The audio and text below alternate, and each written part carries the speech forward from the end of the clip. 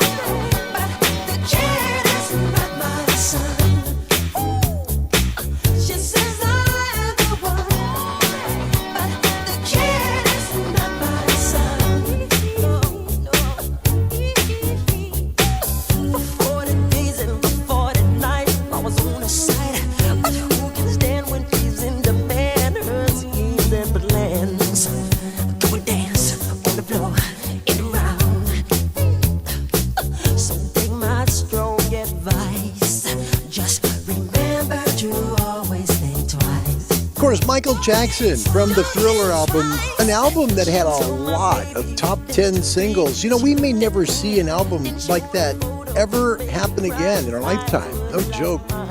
We'll talk a little about that at the beginning of the show. Plus, we're going to talk about your first call, the first contact or call you made in amateur radio and how you felt about it.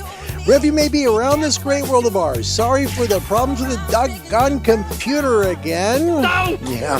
Saturday, Tax Day, April 15th here in the States, and wherever you may be around the world, let's say away we go. Hi, everybody. Welcome back. Hey, it's good to see you guys. Thanks for coming on Saturday. We're going to talk a lot. There's a lot in this show. We're going to talk a little about somebody's first call. That's today's topic question as well. Your first call, your first contact, what it was like, and you know what it felt like, and how some people might be relieved, right? Oh gosh, I got through it. I did it. Some people be excited and want to make another one, and some people might be just, oh man, I was really nervous. Let us know in the comment section. We'll make it part of today's show. Also, talking today about shortwave. We're going to talk about how shortwave works, how the bands work in shortwave. They're not different than the amateur radio bands. And if you're a shortwave DXer, I hope the segment I have coming up for you will help you. Also going to talk a little bit about how to change screen resolution on a 7610 so it fits your screen. And we want to welcome you around the world of the show. It's good to see you guys. Thanks for coming. I didn't know if I'd ever get here. You know, the interesting thing, I played that song at the beginning, Billie Jean by Michael Jackson. And, you know, looking back at the Thriller album, man, you know, there were, on this album, these are the songs that were released as singles, right? And every one of them made the top 10. Want to be starting something?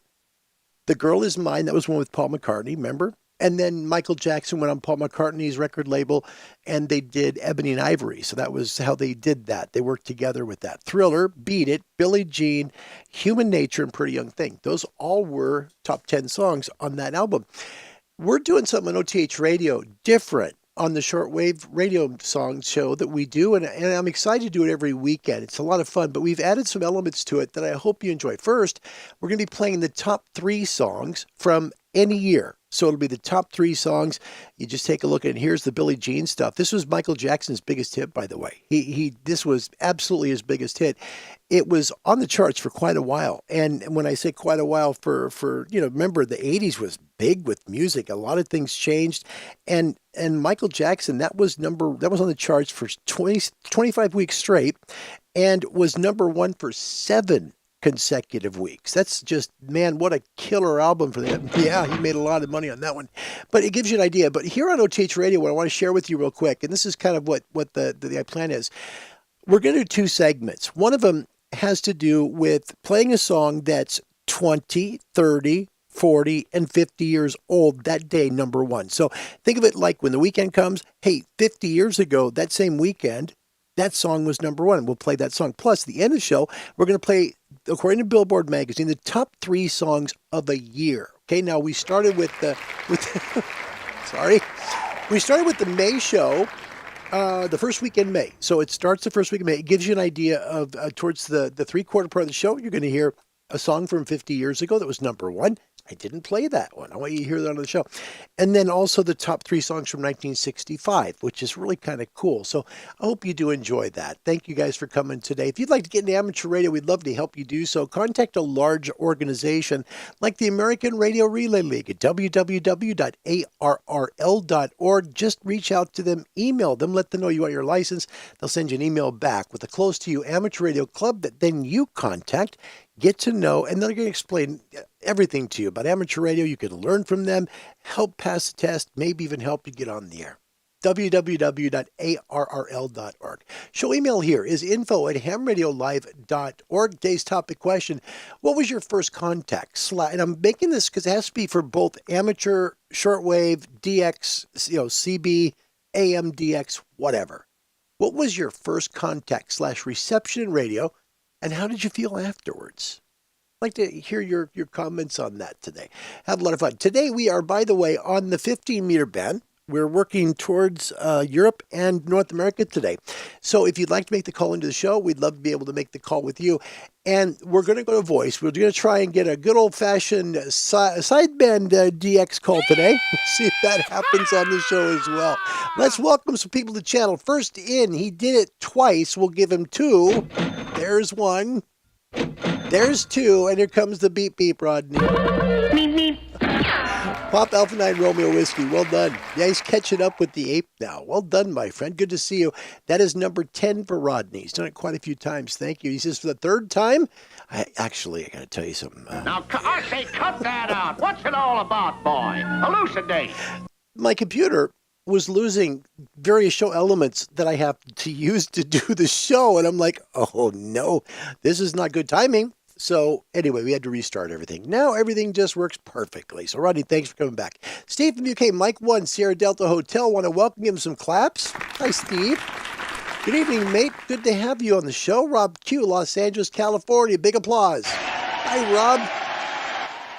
Rob lives in a place I always wanted to be in radio at. When I was a kid, it was like Kiss FM. That was like number one. The same thing with, there's like a bunch of them in the KFI, Los Angeles, KTNQ, KHJ. There's a list of great stations in Los Angeles. Always wanted to be there. And now I am, in a way, on shortwave. There you go. Hi, Rob. That's amazing. Roger McKeon is here. Hi, Roger. Roger's brought Molly along. Good to see you both. Kilo Juliet 7, Lima X-Ray. Molly /K9. Welcome to the show, guys. Good to see you. Yep. Spokane, Washington's here. Always a pleasure. William Myers from Wisconsin, Kilo Alpha 8 Golf India Mike. Welcome to the show. Well, William Myers, I worked Australia again this morning. Amateur radio is so much doggone fun. Yeah. And the hex beam is not right on the mast. He's still making calls. Just amazing. That's so cool. Sam Weaver joins us. Kilo Mike 4, Echo Oscar from Alabama. Sweet home Alabama. Hiya, Sam. Happy Saturday to you and yours. Kilo Mike 4, Echo Oscar. Ron Walensky, Monroe, Washington. November 8 Whiskey, Charlie Romeo. Good to have you. William Myers said the snow finally melted. I could check out the hex beam. Much sadness. Amazed that it works at all. Man, that's the last straw. Yeah. Now I use my secret weapon. Get it up there and back on the mast again. Because you try again, William. It'll be all right. Oh, that would stink. My brother Bob, courtesy of WIFI. Hi, Bob. Good to see you. Thanks for coming to the channel. And Anton, by the way. Good to see you. Papa Charlie 4 Alpha Delta. Anton, let me know on that news about Iris. I'd like to see if I can share that. I don't want to do it if it's not okay, though. All right, so please let me know in the comment section. William, welcome. Alpha Delta 8 India Tango. It is really good to see you, my friend. That's Toledo, Ohio in the house. It's mighty hospitable of you. Thank you, William. Yeah. Martin, you working the night shift today? Let us know if you're working the night shift. Part Alpha 9 Romeo Whiskey with all the links. Thank you, Rodney, for those links. I appreciate it. Steve, first one to answer today's topic show question. Your first contact or reception and how you felt after it happened. Now, Steve is a guy who's accomplished a great deal in radio in a short period of time. He says, first contact was nervous. Trying to get over the mic shyness, was a quick signal report, name and location, and I quickly said 73, was relieved to get the first one in the bag. Well done. Yep. I think a lot of us were that way. You know, when you first, in amateur radio, at least, when you hear, like you use your microphone and you say, your call sign, and then on the other end, 1,000 miles, maybe more away, somebody repeats your call sign back to you with their call sign and gives you a signal report. And you're like, it worked. Oh my gosh, it worked. And it could be very, very nervous for people to get that first call out. We're going to take a look at one of those, courtesy of Kevin's channel. That's QRP here on YouTube.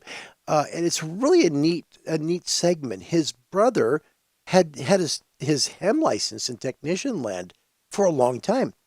And Kevin records him making his first call. And you can see that nervousness and then kind of like the relief and then the happiness afterwards. So, Steve, what you're saying here really resonates well with that video. It's nice to have that. Thank you.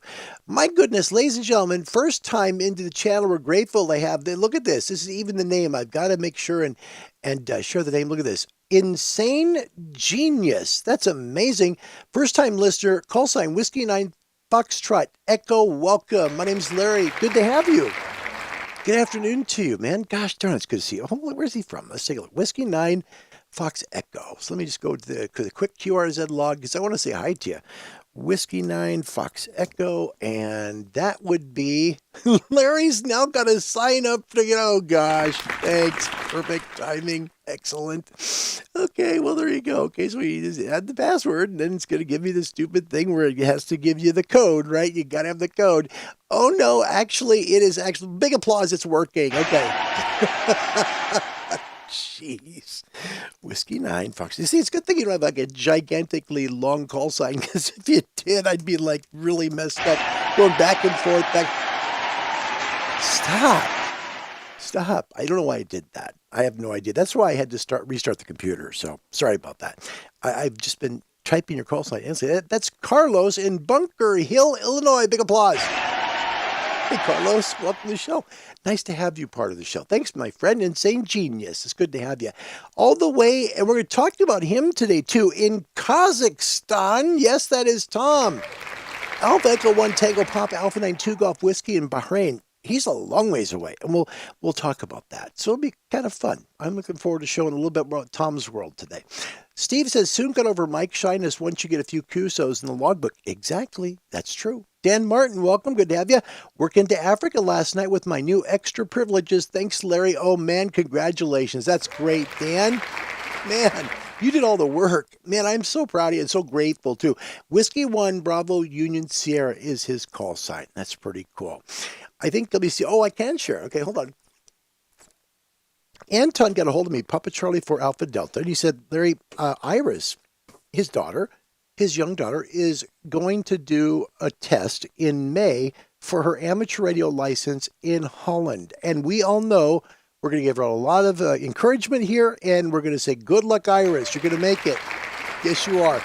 Iris, you're going to pass that test. You're a smart kid, I bet. And there's so much there on the test that you'll know very well. If you spend any time with your dad, you'll definitely have it. That's pretty cool. Anton continues, says, I tried to work Papa Delta 1 Juliet Alpha Sierra, which would have been less than 10 kilometers away.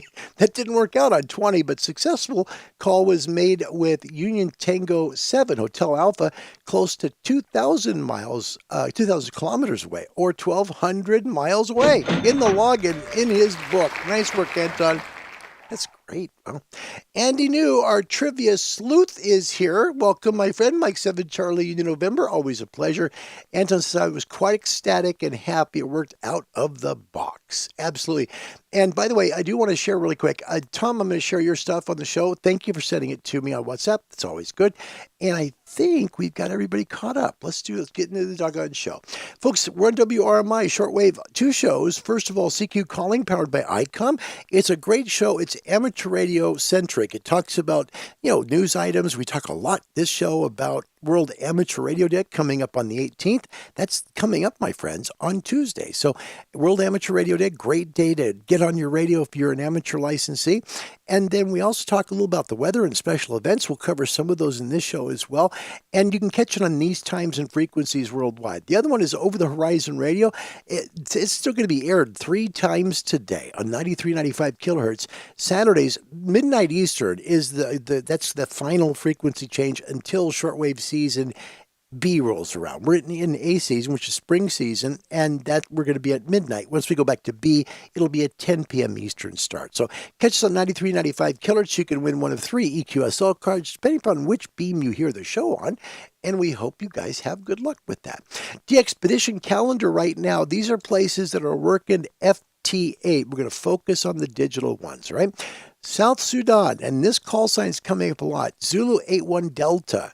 Zulu 81 Delta. It's a spare time operation, sideband at FT8, being done by Yankee India 1 Delta Zulu. That's one of them there. Monaco Ops, it's going to be HF. Don't talk much about FT8 or anything like that. The next one that does digital is West Kiribati. That's coming up a lot on 15, 12, and 10 meters. Tango 30 Union November is the call. Tango 30 Union November, 160 to 6, Morse code, sideband, and FT8. And look at this one here coming up, and I want to show it to you real quick because it's kind of hard to see. South Cook Islands, Echo 51 is the prefix, right? So listen for Echo 51. They will be doing FT8, radio teletype, Morse code, and sideband, 40 to 10 meters on that one. Next is going to be Palau. Excuse me, that's FT8 and Morse code, correct. So that call sign, Tango 88 Union Whiskey. Tango 88 Union Whiskey is for Palau. Try and work that one. And the next one we see is coming up here today. It started today, and I know I'm probably going to mess it up. Lake Shadweep Island. I hope that's how it's said. Lake Shadweep Island. Call sign Victor Uniform 7 Whiskey. All right, and they're going to be Morse code, sideband, FT8, but only FT8 on 6 meters using 1 kilowatt vertical spider beam. Pretty cool stuff. 166 they're hoping to work. Finally, we have Belize. Belize is going to be 80 to 10, mainly Morse code for our Morse code operators there. Victor 31 Juliet Zulu slant portable is the call sign to look for on that. Today's topic show question. What was your first contact or reception in radio? And how did you feel afterwards? Looking forward to seeing your comments about it. Let me catch up here. I think we got, yes, we're caught up pretty much. So again, that's today's topic show question. Ron Walensky says, I'm supposed to remember my first contact from 40 years ago? I can't remember what I had for breakfast this morning. That's all, folks. Ron, let's just change the question for you into what was your favorite call you've ever made, and hopefully that'll work out for you. Rodney, on today's topic show question, my first short wave was Radio Netherlands. That was via Grundig receiver in 1989. Can you just picture that? You're listening on a radio that you hear the world on, right? At that point, he's in the Caribbean, but he's hearing Radio Netherlands. That's so cool. First DX contact was on 11 meters, so Citizens Band, 1997. Made a contact with Brazil on 25 watts with a President Hotel Romeo 2510 and an A99 antenna. Excellent. Thanks, Rodney. Pop Alpha and Romeo Whiskey. See, most of us did come from either Citizens Band or we migrated here from AMDX or something like that. Steve says, this is amazing at Ham Radio Live. Can you give the site to go for the spots? No. I wish. Oh, well. Yeah, and happy for the DX, absolutely. Rob Q in LA, my very first call was on a local ham radio 440 repeater, and when a ham answered me, her starting giving me a hard time about my audio and the noise on my HT, that was rude. First call for him was a bummer. Man, I'm sorry. You got an angry ham the first time? That stinks. Todd Bagley, this is nice. Good to get home and catch you live, Larry. Todd, it's nice to be with you. Thank you. Isn't that nice? That's so cool. Thank you, Todd. I appreciate that. Keep that topic show question in your hip pocket. Don't worry, just take your time typing it in, and we'll add it to today's show. The Buddy Hex today pointed towards the northeast. So it's east-northeast today to work Europe and the States. Let's take a look at some questions for the general exam here in the States. It's from Ham Test Online. It's a software that knows you. Online courses for the ham radio license exams, and they have a 100% money-back guarantee if you don't pass or don't like the materials there. Find them online at www.hamtestonline.com. And also, please note, currently still trying to find a buyer for the company. They do plan to stop operating on June the 30th of this year. First question for the general: what should be done by any person preparing to climb a tower that supports electrically powered devices? Okay, this will come up on the UK test as well. Very similar. And remember, this is very, very big in the UK. It has to do with safety. Okay, so look at the stuff, but don't worry about the electrical company doesn't need to know a darn thing. Don't need to do it. B, make sure all circuits that supply power to the tower are locked out and tagged. That's it. That's the only one. You don't need to unground the base of the tower. It has nothing to do with it. The answer is B. Just make sure that all circuits that supply power to the tower are locked out and tagged. That way you don't get shocked by everything. Next, where on Earth do ionospheric layers reach their maximum height? Okay, and we're going to talk about the ionosphere today in our shortwave segment, right? Question: the answer is given: A, where the sun is rising; B, where the sun is overhead; C, where the sun is in the opposite side of the earth; or D, where the sun's just set. The answer is B, where the sun's overhead. That's when they reach their maximum height. And keep in mind, this is daytime, and you also have the D layer, right? But keep in mind, the F layer, F1, F2, they go up, so does E when the sun is at maximum apogee over you, okay? Next question: which of the following conditions must beacon stations comply with? All right, this is B. There must be no more than one beacon signal transmitting in the same band from the same station location. That's it. Also, to keep in mind, no more than 100 watts. That's all you can do for a beacon station. All right, how is an LED biased when emitting light? If you remember this question by forward, think about electricity moving toward the light to power the light, right? The answer is forward biased. Remember, current, like water, is going towards the light to light it. Forward current towards the light. You'll have it every time. Next, on which medium frequency and high frequency bands is a general license class holder granted all, now every bit, of the amateur radio privileges? This is a tough question. I was going to do it for an all-in, but the world is not here with us in the States, so I don't want to do that to you guys.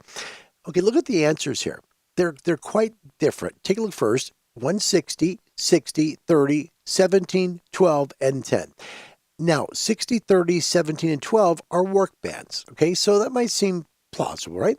B, 160 meters, there's some work bands again. 30, 17, 15 is not a work band. 12 meters and 10 is next.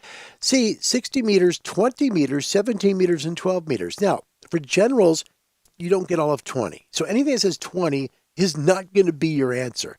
Here on this one, take a look. It tells you a real good way to do it. 160, 60, 30, 17, 12, and 10. So the answer here was A, all right? Remember, it's the only one that has two sixes at the beginning. 160 and 60. Easy way to remember it. And that's how they tell you as well. Memory aid, the correct answer starts with 160 and 60 meters. So both sixes in them. You'll have this question. You'll always get that one right. All right, next. If the standing wave ratio on an antenna feed line is 5:1 and a matching network at the transmitter end of the feed line is adjusted to 1:1 standing wave ratio, what's the resulting SWR on the feed line? And we're going to make this one an all-in for you. All right, so you got 5:1 on your antenna. You put an antenna matching system at the transmitter. What is the antenna feed line SWR then? Is it A, 5:1, B, between 1:1 and 5:1, depending upon the characteristic impedance of the line?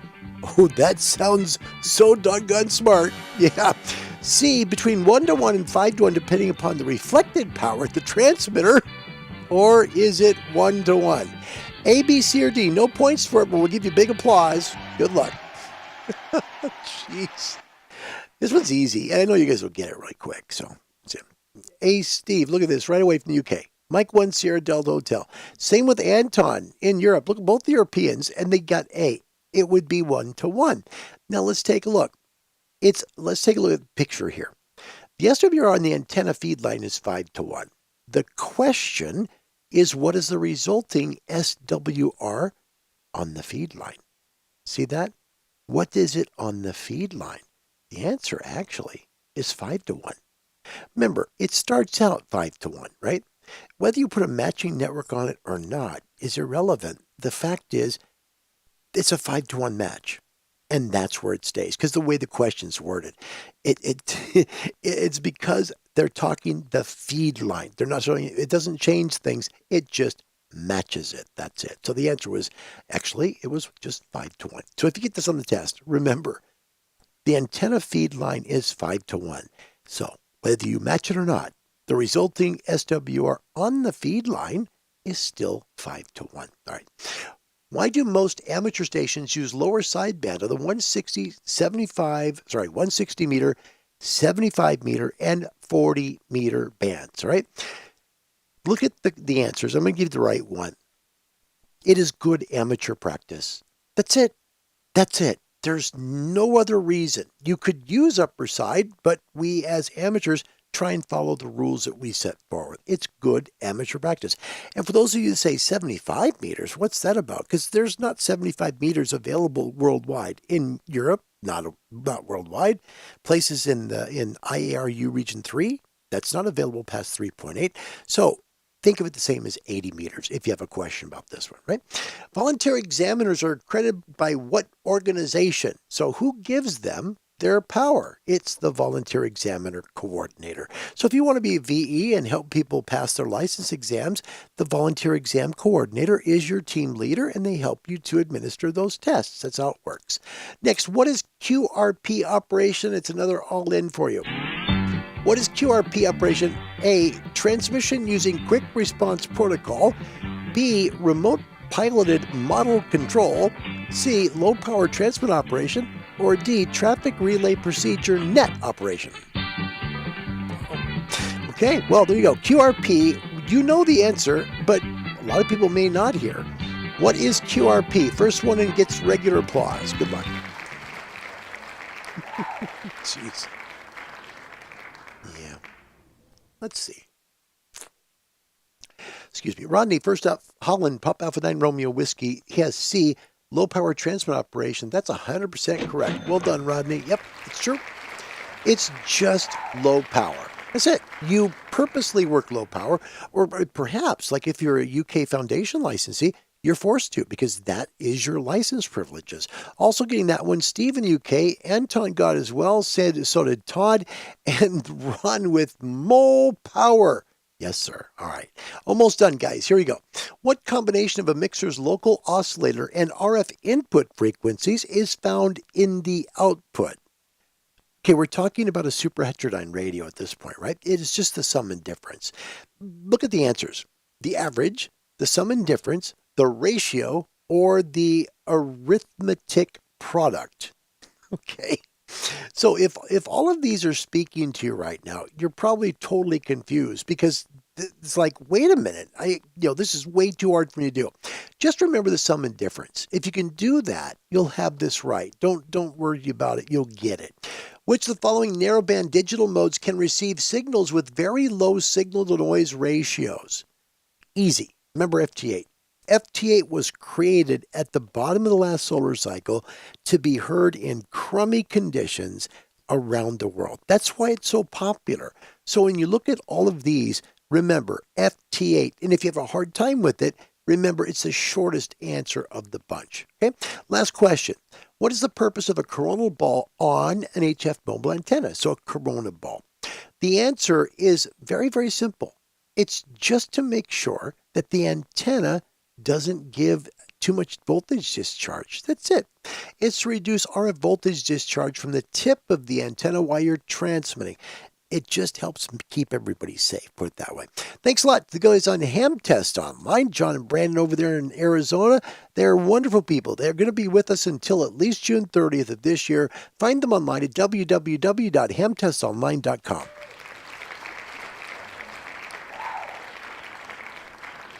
Happy Saturday afternoon.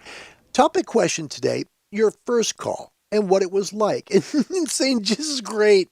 Carlos, the opposite of QRP is going to be QRO. That's the last straw.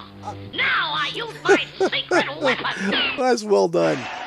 I love it. That's great. Dan Martin, topic question. Shortwave listening with my dad. Oh, man, this is a memory. Hold on. Shortwave listening with my dad on his Heath kit when I was a child. First HF contact, FT8 to New Zealand with my G90 20 watts on AL705 indoor mag loop.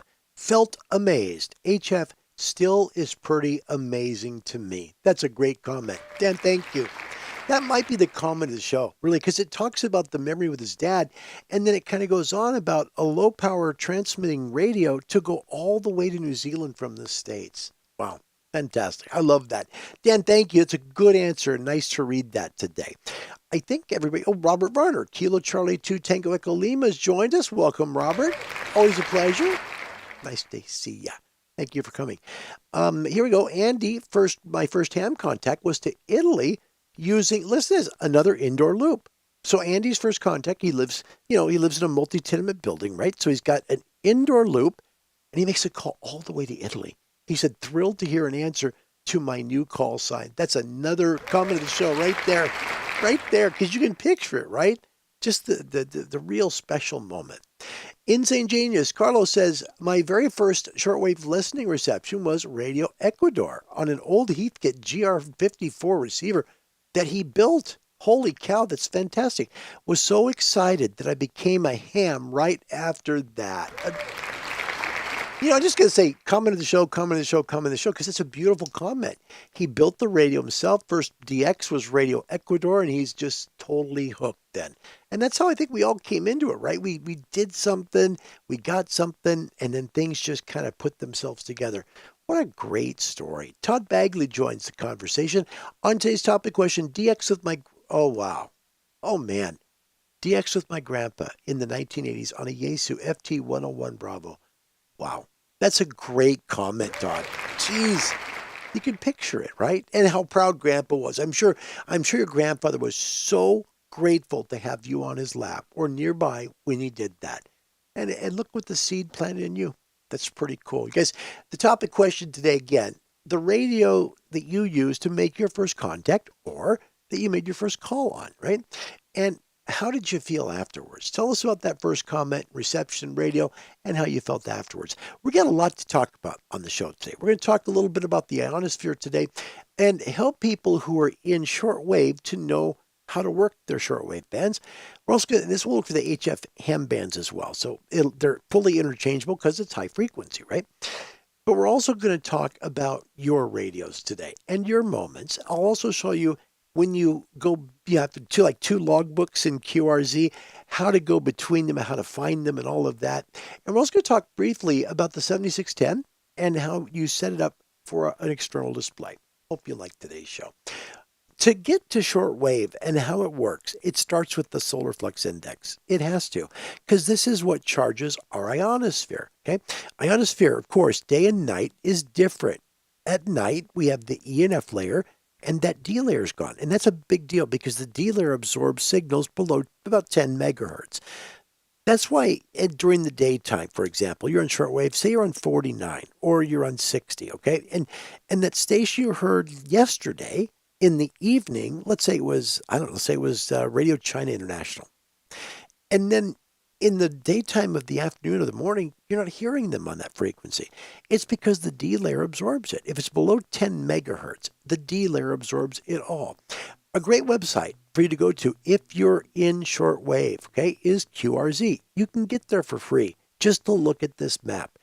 SFI 171 anytime it's over 150, it's a good day. And we've had so many days over 150 now here in 2023 that's becoming commonplace. It's not going to stay this way. The solar cycle goes up and then it comes back down again. So we're in the part that we're still going up. Take a look at the K index. 1, very quiet.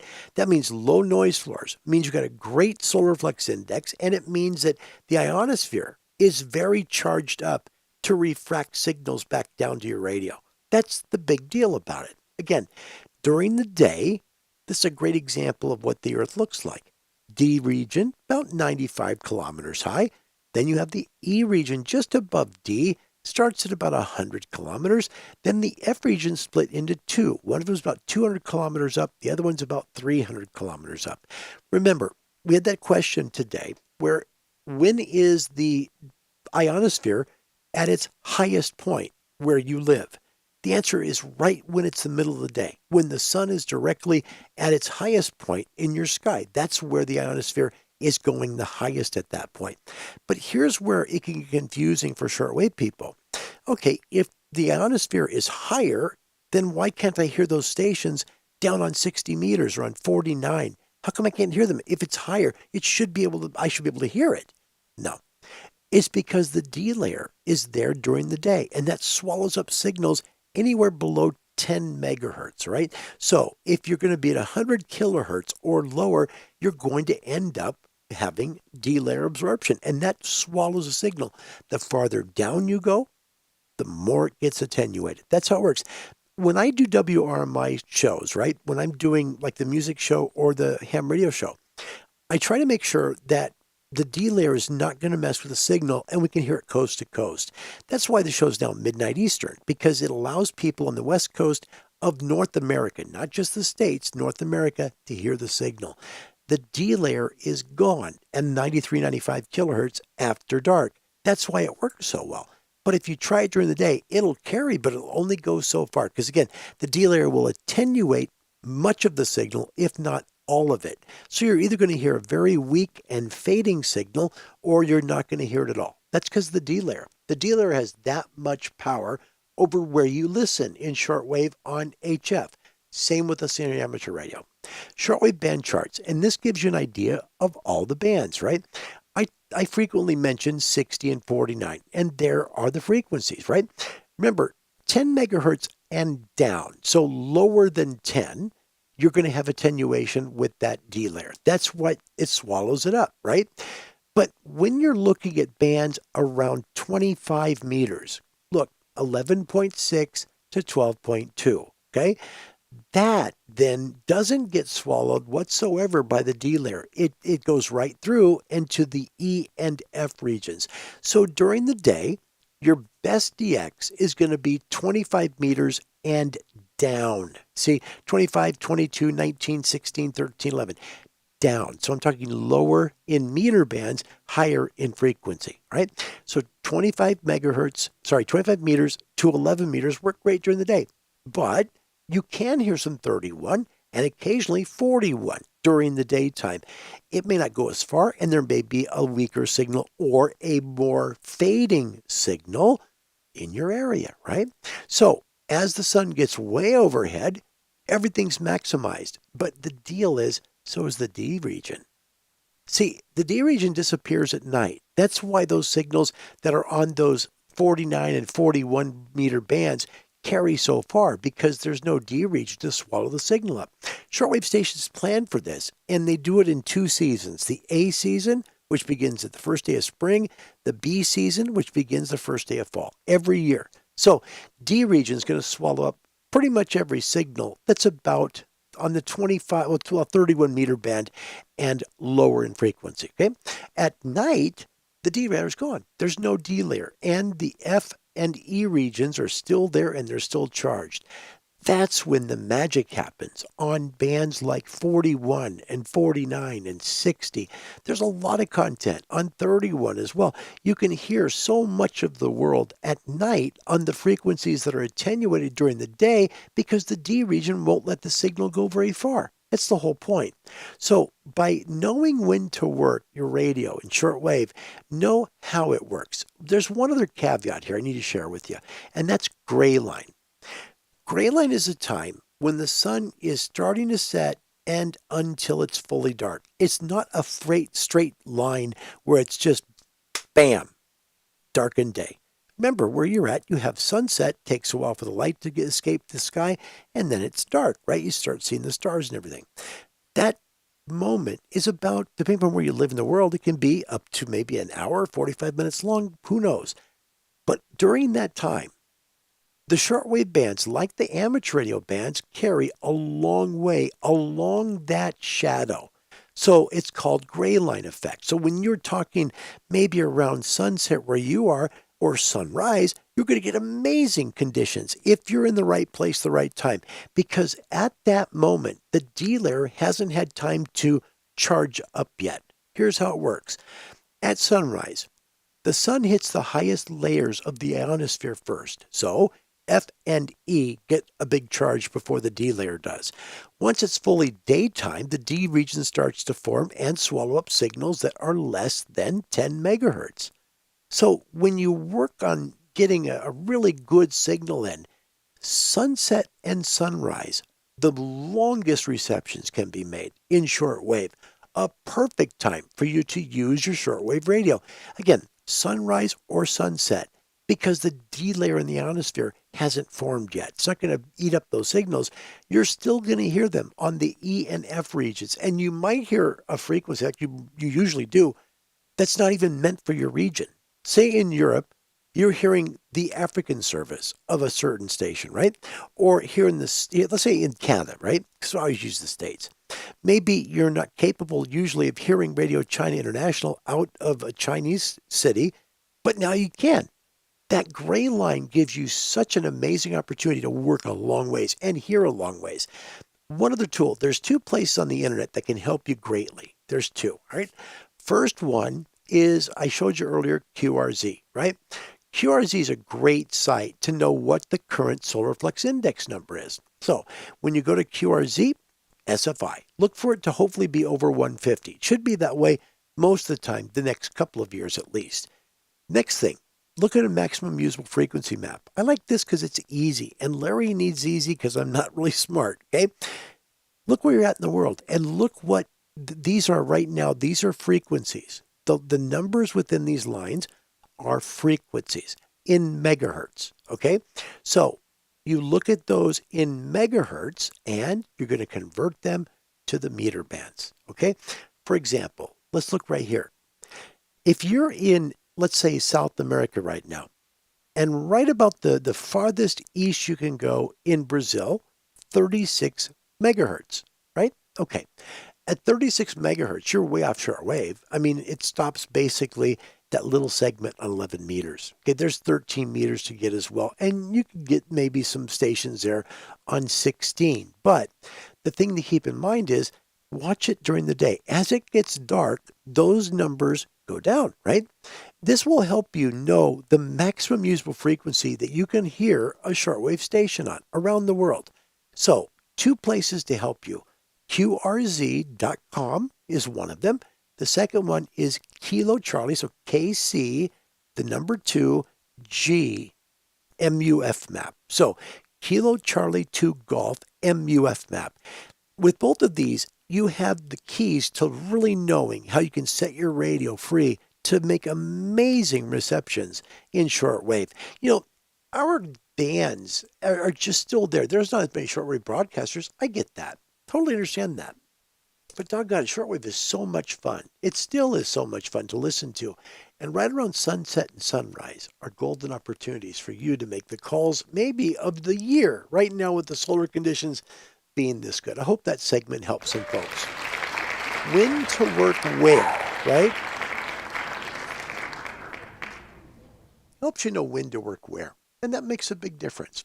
We're going to take a look at somebody's YouTube channel. I want to do it really quick. And Rodney, don't forget that all info is on the Ham Radio Live website. It's true. Thank you, Rodney.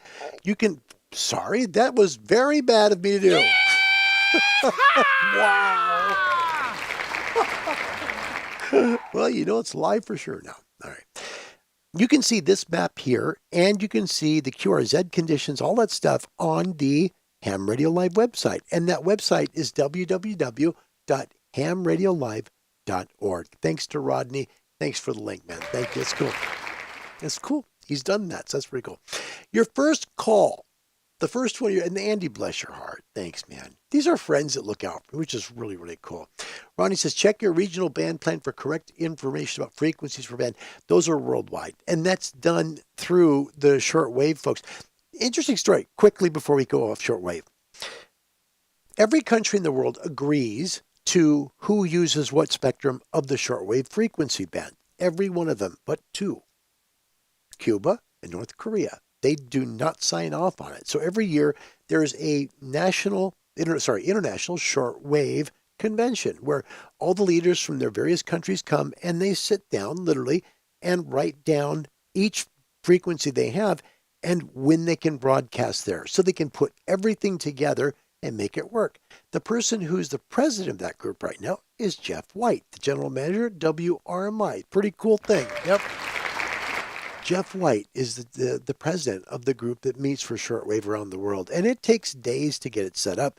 But once they're done, they have their A season and their B seasons. That's pretty cool. Rob Q in Southern California, my first shortwave radio reception, shortwave radio on a Hilo Charlie, let me turn over again, sorry. Okay. Hotel Charlie Juliet Bravo, voice of the Andes in Ecuador. Man, oh man. In Quito, Ecuador. Voice of the Andes. What a neat memory. Rob, thank you. It's fun to do this. It's really neat to do the show. Anton, my interest got sparked once again when I received KISS FM from Madrid, Spain, while driving near Leeuwarden, and that's in Norway, right? I think so. I could have it wrong. That was some extreme tropospheric ducting. I'll share a link in the private message. I'd love to see that. Thanks, Anton.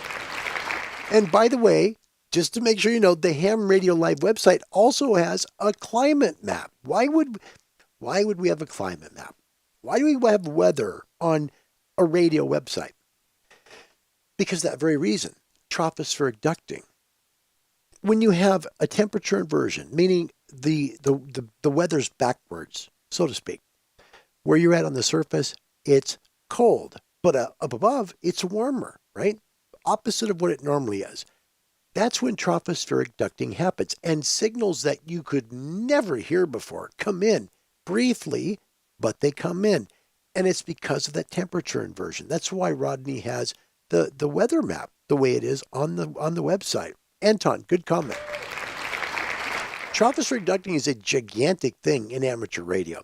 And this is really, and Dan, thank you. It's really nice. Great answers, guys. Best question ever, Larry. Thank you. That's very nice. And it came from something else. I'll share the story about that. It's an interesting story. The idea for this whole thing was because of seeing Kevin's video on the Ham Radio QRP YouTube site. I want you to see this video. This is the first call that this amateur has ever made. He's had his license for many years, just hasn't had time to make a call yet. Let's enjoy the experience. This is on Kevin's YouTube channel. You can find this at Ham Radio QRP here on YouTube. There. Hey everybody, welcome back. We're out here today. We're going to be working 10 meters with a brand new ham stick and a brand new ham. Although he's had his license for 5 years, he's never been on the ham radio airwaves yet. So we're going to try and get him on the technician era frequencies on 10 meters today. And we're going to go through the setup here and show you what we did. So we got the, we're out here north of the pine trees, out of the wind. It's pretty windy today. We got the 10 meter ham stick sitting up there. We got an 8-foot mast. And so we've also got 3 radios that are 8 foot long coming down and tied off to some paracord and stakes on each side over there.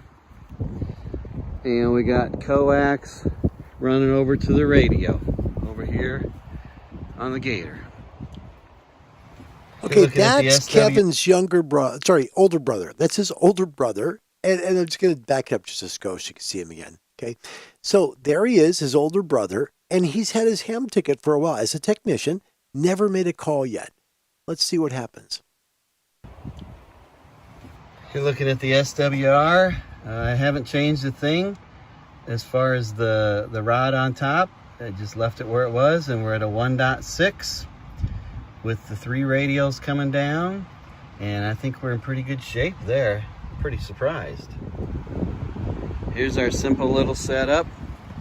We got the Jackery 300. That's going to be our power. Out the cigarette lighter here, and can't remember what these connections are. Over here to the G90, and we've got it turned up here. Haven't tuned it yet, but let's go ahead and do that. Shouldn't take much. Okay, that's done. So I think we're ready to get on the air. We've got our battery, radio, coax, and antenna. Okay, just to confirm, we're going to be on 10 watts. Right there's 10 watts. We're going to see if we can't get a hold of Greg out in California. Go ahead. Kilo Echo 0, Quebec, Quebec Echo. Yeah, Roger, Roger. Kilo Echo 0, Quebec, Quebec Echo. I got Bruce in Iowa. How you doing, Bruce? Nice to meet you. The name is Greg. Golf, Romeo Echo Golf, our first boat at QSO. I got you 5252 here in Silicon Valley. At Kilo 3473, and also please log Whiskey 2 Alpha, special event call sign QSO. Say Roger, Roger. Roger, Roger. We got you at 5-2 here in Iowa. There you go, buddy. Nice to meet you, Bruce. Thanks so much for hunting, my friend. 73. I'm Kevin's brother here in Iowa. Oh, well, it's about time you got out of here, dude. Yeah, I'm a newbie. Yeah, is Kevin holding your hand so you don't feel scared? He's close. He's a great coach. I really appreciate him. Yeah, not bad for a younger brother, eh? Nah, he's the best. Oh, that's fantastic. I think I've seen you in some of his videos. You've been out there, haven't you?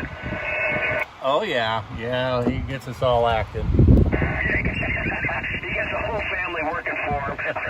What an entrepreneur. Well, I'm glad you did it, Bruce. I'm glad you did it. Yeah, Kevin sent me an email warning me that you'd be on the air, so I'm so glad you did, buddy. And you get Kilo Juliet 6 Echo Romeo, and you get Whiskey 2 Alpha, special event call sign. 7-3. All right, Bruce. Thanks so much for hunting, my friend from Iowa. 73. Nice to meet you, Bruce.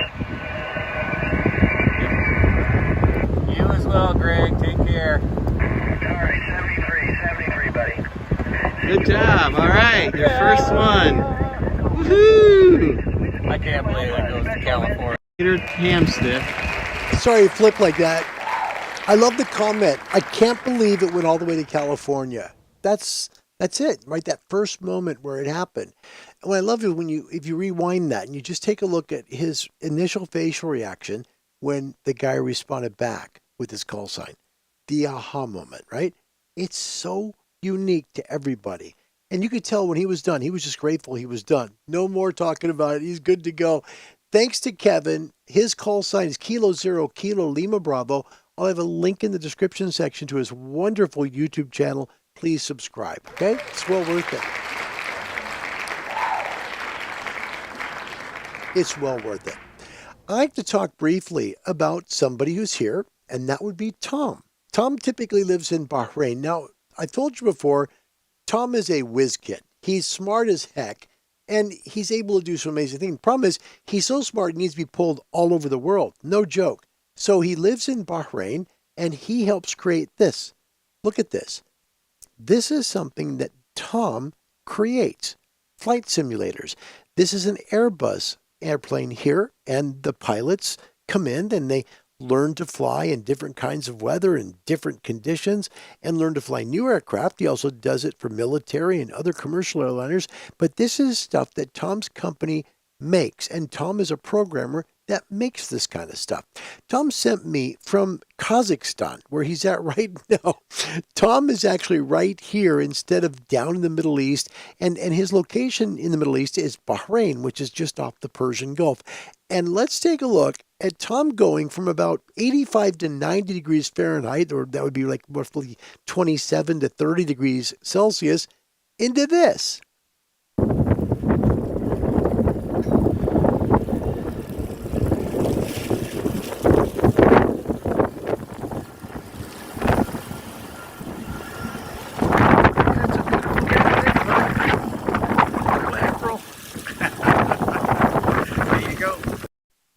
little snow here this morning in Astana. Today's the 15th of April, 2023. There you go. We're 51 degrees north. There you go. So there's Tom. There he is. And Tom, thank you for the videos. Amazing videos. And I got to share the story. This is something that would normally only happen to Larry, but no, it wasn't. It really wasn't. And now, a Larry moment. We'll call it a Tom moment, right? You saw the snowstorm, right? He's got to get to the business that he's got to work for to help with the flight simulator where they're at in Kazakhstan, right? He has to take a cab back. He tells me the cab has to go up near the airport and makes a U-turn in that snow, all right? The cab driver thought it would be interesting to turn the wheel and step on the gas really hard. Wham! Right into the curb with his vehicle. Hated it. Tom hits his head on the roof pillar of the vehicle and then gets out of the vehicle to take a look at the tire because they weren't sure if they blew the tire or wrecked the rim because it slammed so hard against the doggone curb. So Tom ends up getting out, looks at everything and says, we're good to go. And the cab driver gets him to his hotel then with no more donuts in the parking lot. Please send any complaints regarding this show to Callum McCormick at DX Commander and tell Wendy hi for us. I said, Tom, that's only something could happen to me. Okay, what was your first contact or reception radio, and how did you feel afterwards? Good topic question. I hope you guys enjoy it. I want to talk to you briefly about the 7610 and settings that you can do that'll help you a little bit. If you're using an external monitor and you don't know how to make it go on, go to menu, go to settings, and then go to display. All right, once you hit display, there is a prompt here that says external display down at the bottom. External display, right? Press on that and turn it on. Very important. That way you can get your external monitor work. But what if it doesn't look right? Save your radio. You want your radio screen to look exactly the same on your monitor screen. The next one down below the display, once you hit display, the next one below external display gives you a chance to change the resolution.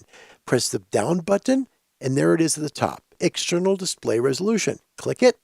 And this is how it affects my computer display here. Just give you an idea. Here's 800 by 480. See how it just is way too big for the screen? If I go down to 800 by 600, everything fits perfectly. So a real good way to know exactly how the radio is working and make sure that you're getting your display working properly. The other thing has to do with a lot of the settings on the radio. Everything is here, for the most part, that you can control the radio, from the functions and the beeps or the noises it makes to working split, to be able to work maybe if you want an external tuner, things like that. There are great things that are within the menus of this radio. A lot of people don't know about this, and this is the transverter function. If you've got a transverter for the radio, there's so many things the radio can do, which is fantastic. And personally, I think it's just a really neat radio. I think that if you get one of these, just take the time to go through a lot of this and you'll figure it out. It's really simple stuff, very easy. And what's beautiful about it is Icom sets everything up the same way, the same exact way. Your tone control, right? If you want to change the tone of your radio receive on your speaker, it has settings for everything. Same thing for if you want to change your tone control for transmit. Someone says, well, you're a little bit light on transmit. Now you click on it and there it is. All of your adjustments for your microphone, the transmitter processing in the microphone to make you sound a little punchier or better. You can adjust everything out to work for you and your voice. Very simple. You can do it just simply by adjusting bass and then increasing it or decreasing it. If you got a real deep voice, you're worried you're going to sound muddy on the air. Same with treble, or you can go right into the settings here for sideband and just make it just work the way you want to. If you're getting good signal reports, don't worry about it. But here, look, SSB digital right there, the bandwidth you're going to use. The radio is so intuitive, and what Icom's done that is a complete home run in my mind is they've made their interface system, their user interface system, exactly the same on their radios. So if you've got a 7610, your 7300 is going to do the same thing as your 7100 and so forth. It's a very consistent build quality that Icom puts into the radios. And I like that very much about Icom because that you buy one and then you're familiar with the radio to begin with. It's a really nice feeling to pick up a radio and know, oh, I know how to change that. And then you do it, right? I've loved the 7610 very much, but just keep in mind, when you're getting to a display, just hit Menu, Settings, Display, and then, there we go, okay, and Display. And then it gives you the chance to use your external display and set the resolution on it. Just make sure, again, that it's on, and then your screen's going to pop on with your radio, and make sure the resolution is right. Do that, you'll have it working fine and have a great radio experience. And by the way, I did find out what happened. Remember, it was sideband. I was having a hard time. You couldn't hear anything, right? I'd go to the radio and like, okay, guys, you can't hear a darn thing I'm doing. So let's just show you real quick. So I would go like to, let's go on 15. Why not? So I go on 15, and this is pretty cool. Okay, let's move over here a little bit. Sorry. So I'm going to just kind of move off digital, and we're just going to try and listen to some signals and see if we can get somebody. But there was no audio, remember? Now there's audio again on the radio. Guess what happened? Guess what it was? My cord, my cable from the external jack, in the back of the radio to the processing gear here for YouTube had come apart. No kidding. I checked everything, and yeah, it looked like it was connected, but I have two radios connected to the Heil parametric here, and one of them had come out. Unfortunately, there you go. No! So we've got it working again, which is kind of nice. But if we can make a call today, we'll try, and if we can't, we won't. But it's a good day to be able to work some sideband maybe here on the radio, and hopefully make some calls. We'll see if we can do it today. Hold on. That's a really strong signal. Charlie, Juliet, Bravo. That's Victor, Echo, number 5, Charlie, Japan, Bravo. Over. Good signal. 1, 2, 3, 4, Charlie, Juliet, Bravo. Again, Victor, Echo, 4, Charlie, Japan, Bravo. Okay, the call sign, nearly got it. It's Victor, Echo, number 5. 1, 2, 3, 4, 5, Charlie, Japan, Bravo. Over. See, and that's the beauty of amateur radio right there. He's not getting the call, so the guy helps him. If you're new to amateur radio or you're afraid of the microphone, right? Most of the guys on the other end are going to understand, and they're going to help you through it. They really will. We'll see if we make a call to the guy real quick. We haven't done sideband in a long time. Roger. That is correct. You are very, very good signal. Very, very good signal. 5 and 9. 5 and 9 into Saskatchewan. Roger.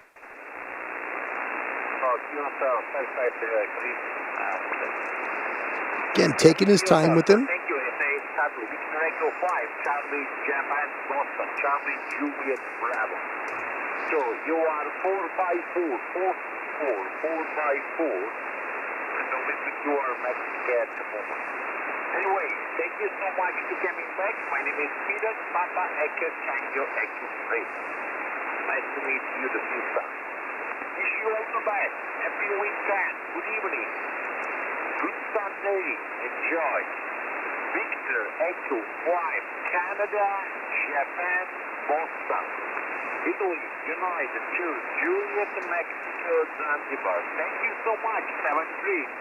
7-3. Making the call to Italy. Thank you for taking my call, and have a wonderful weekend yourself. Victor, Echo 5, Charlie, Juliet, Bravo, clear. That's 73. Kilo 7, Hotel November.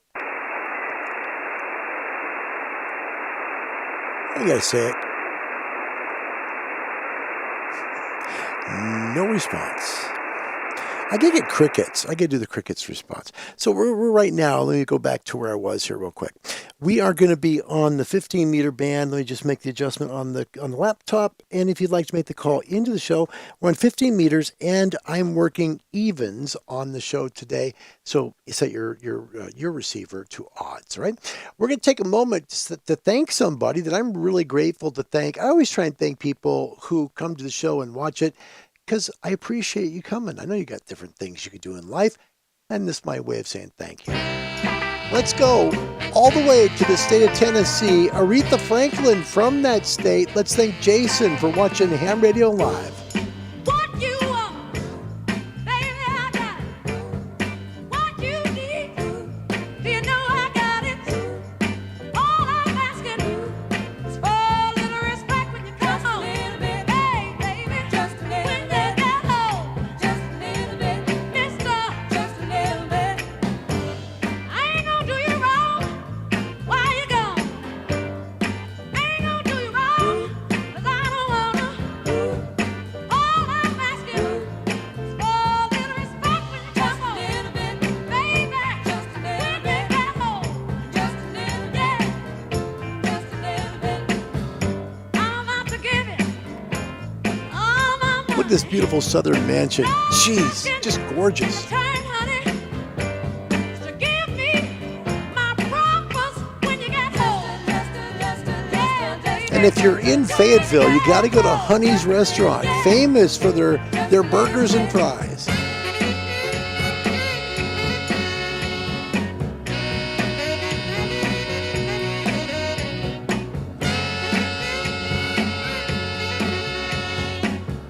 Now, they had a terrible tornado hit there.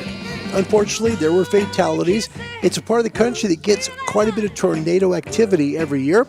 They also, unfortunately, get flooding as well. This is an area where the tornado hit, and this talks about how far Fayetteville is from Huntsville, where the big old Ham Fest is, right? Also, the Lincoln County Fair is there in Fayetteville, and there's an old-timey picture of it. And there's their flooding from back in 2020. Just amazing.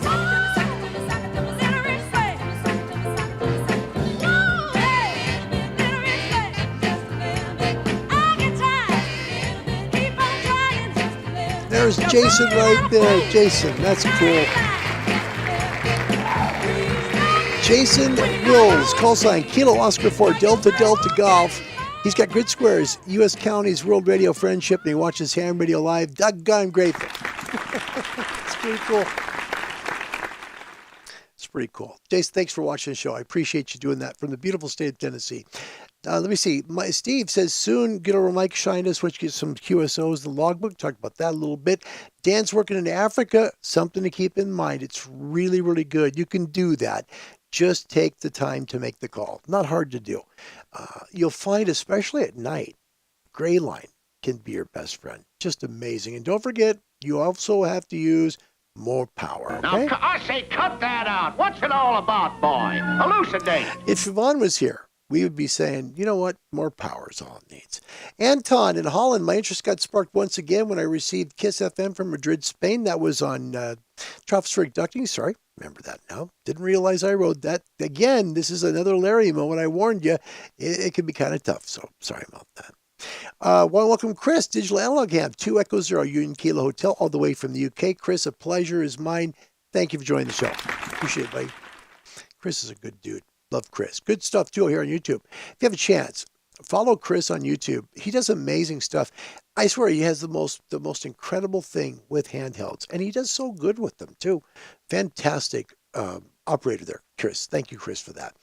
And Rodney, thank you for the link to the Discord page. Appreciate that very much. And yes, Andy, Tom does get around. Man, does he ever get around. Dan Ridge, Kilo Juliet 7, Quebec Bravo Yankee. Welcome back. Good to have you. Hi, Dan. Say, I know that talk group. No kidding. And really nice voice in the air contact. They're on 15. No joke.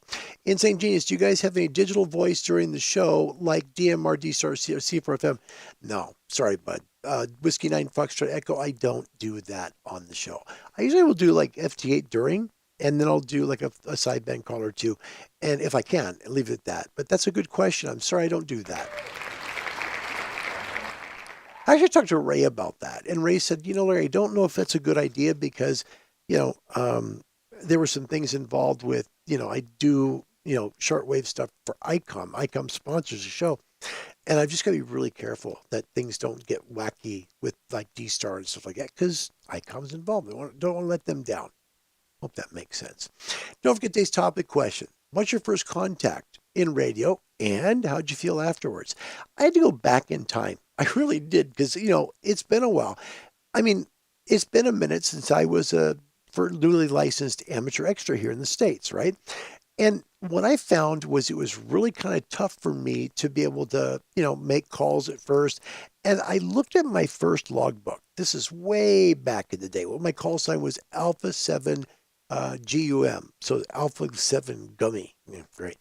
Anyway, I'd look back on my log, and my log showed me something that was fascinating to me. My first call, and it makes sense because it's what I like to do, was a DX call.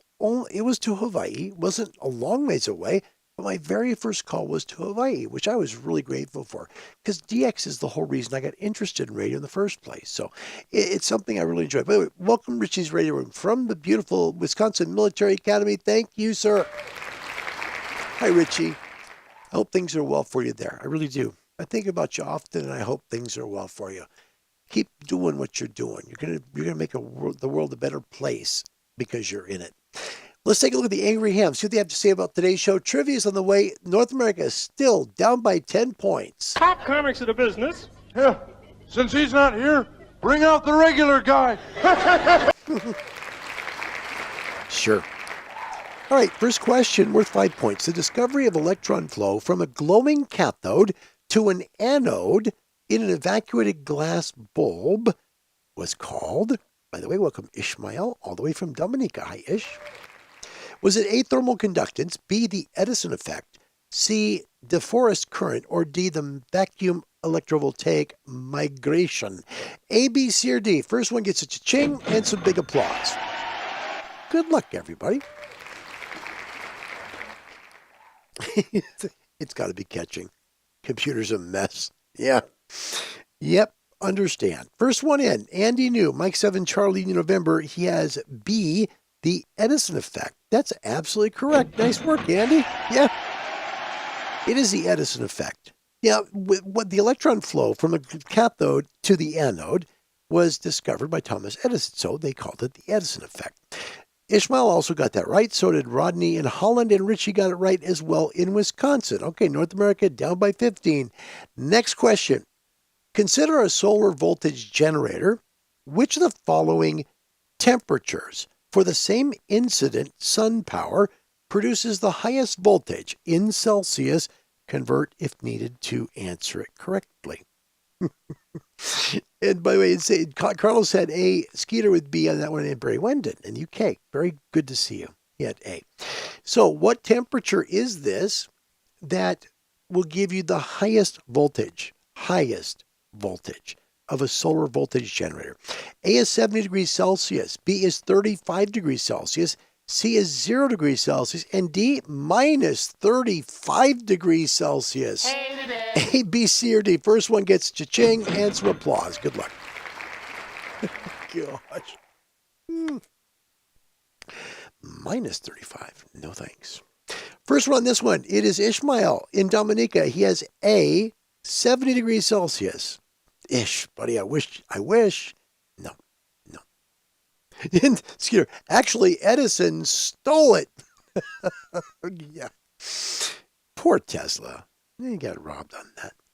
Andy New, Mike 7, Charlie in November, has C. Richie Radio Room wondering, and Sir Barry Windley, the Europeans both have C here. 0 degrees. And that's not right, by the way. It is actually minus 35 degrees Celsius. We're running out of time. Yeah. Surely there must be something you can do. I'm doing everything I can.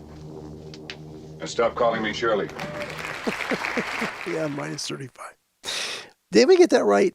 I don't think so. Yeah, it's a tough question. It really is, because it has to do with the solar voltage generator being at its peak. And that's actually at minus 35 degrees Celsius. No way. Out of there. Absolutely. We have funnies to do as well. Our funnies show is usually on Saturdays. I have some stuff for you, and I thought, well, it's a Saturday in the world, at least not to the west of Dateline, but here in North America and Europe and Africa and so forth, still Saturday. So let's have a little fun on a Saturday night. Our Discord page is located at ham-radio-live. There'll be a link to it in the description section. You'll find the funnies down low, and here we go. Saturday funnies on the show.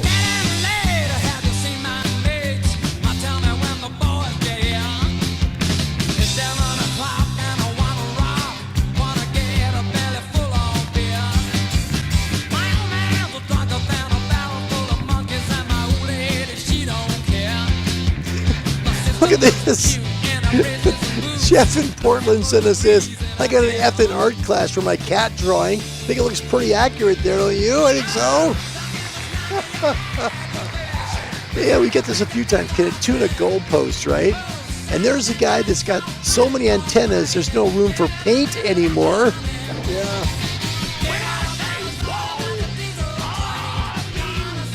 Yeah, pretty much. We'll take a look at the inside of that car in a second. Blues Brothers, Ionosphere is looking good. Jake's got his old amp running again. I got new tires to operate mobile. Guess I'm trying to say we're getting the bands back together. Yeah.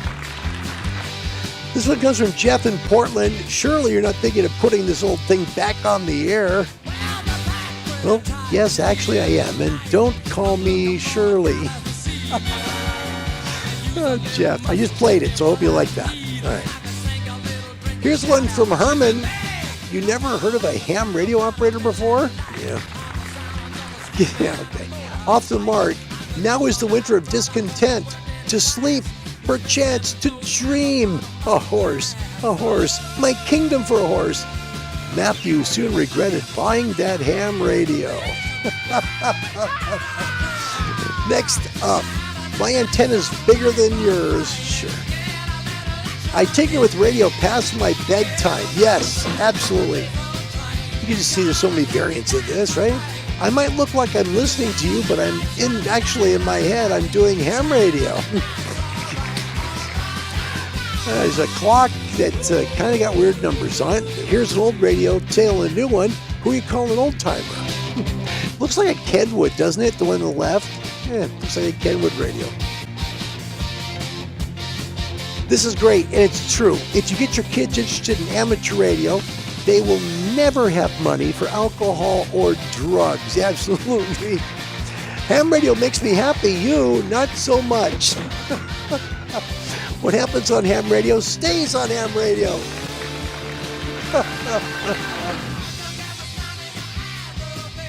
No hour of life is wasted when it's spent on the ham radio. Would have been funnier without the duh. It's a little bit different. All right. If it smells like chicken, you're holding it wrong. Yeah, absolutely. Last one, the inside of the car that has way too many antennas on it and no room for paint anymore. Here's the other side of that. Let me show you real quick of that car. It's not, wait. I'm looking at, there he goes. Yeah, there he goes. There is the car, and here is the inside of said car. Thank you around the world for watching Ham Radio Live's Saturday Funny Show. Thank you. I appreciate you doing it.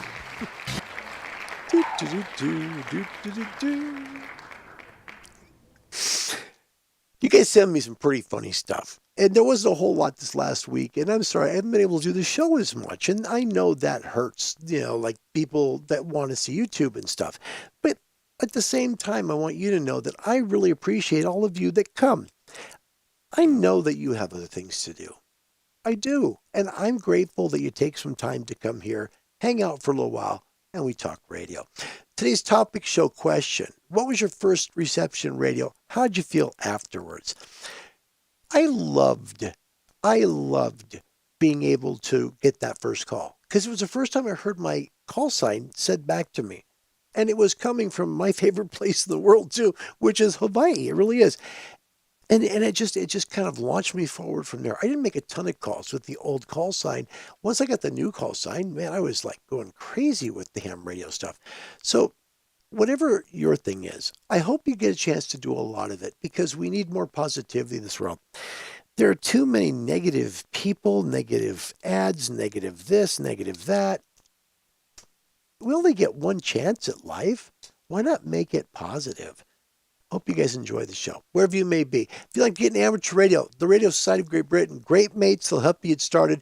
Find them online at www.rsgb.org.uk. Forgot the UK the other day. But you get a hold of them, let them know you want your license and where you live. They'll send local to you an amateur radio club the other way in your email, and they'll help you get on the air. www.rsgb.org.uk. Wherever you may be in this great world of yours and ours and mine and yours and everybody else. Thanks for watching. God bless you and goodbye, everybody. WABB FM 97, a Gulf Coast radio legend. From WABB Mobile, Jerry King. Stridex. WABB! Yeah! You better believe it, baby. Kicking off the one-on-one weekend at 3 o'clock Friday. It's your chance to win the movie soundtrack. Jerry King in the nighttime. 803 with your request to tune this hour. Alan O'Day started out dancing, ended up boogieing. WABB. Wish I could end up like that every night. 806 in the nighttime with Jerry and the Mobile Chapter, the National Organization of Women. Now will hold a meeting Tuesday night. That'll be, it'll be the next Tuesday night at 7:30 p.m. in room 214 of USA's University Center. Topic of discussion, ERA, and everybody's welcome. Shotgun Willie's, Highway 90, across from Skyline Country Club. WABB. Solid gold from 1974. Maria Maldon, midnight at the Oasis. WABB. Stop what you're doing and I have some fun. The swinging music is never done. Here we go, on with the show. Goodness gracious, WABB. Ow. When I say whoa, I mean whoa. That's all, folks.